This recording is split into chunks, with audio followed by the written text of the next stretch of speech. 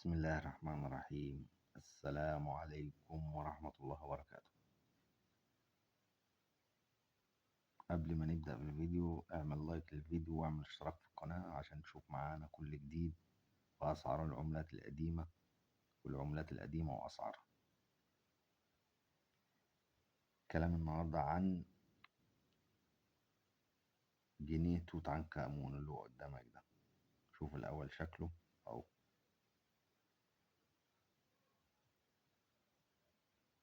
جنيه توت عنخ آمون.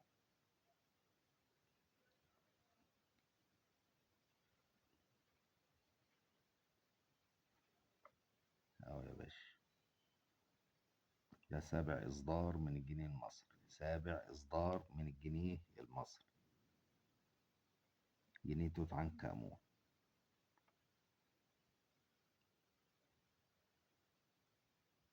إصدار البنك الأهلي. إصدار البنك الأهلي. توقيع المحافظ عبد الحكيم الجامع. حافظ البنك عبد الحكيم الجامع. وده إصدار سنة 60. إصدار أهو سنة 60، 1960. طيب بالنسبة للأسعار، السعر على حسب الحالة. السعر على حسب الحالة. كل ما كانت الحالة عالية كل ما سعرها يزيد. حالة قليلة سعرها ينزل. الحالة اللي قدامك دي اهي حالة رديئة، اهي حالة تعبانة. ده هيعمل 100 جنيه. ده يعمل 100 جنيه. ليه؟ عشان حالته في بقع مهري. بقع ايه،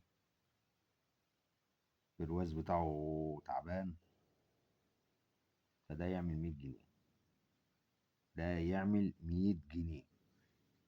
الحالة الأعلى منه 100 فيما فوق بقى.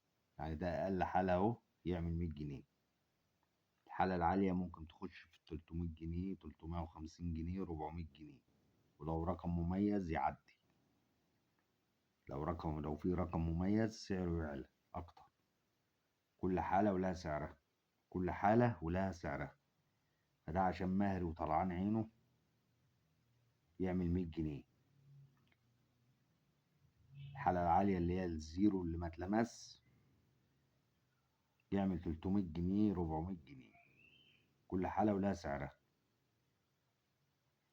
فانت لو معاك واحد زي ده، ده سعره 100 جنيه. انا بقول لك عليه سعره 100 جنيه. حالة اعلى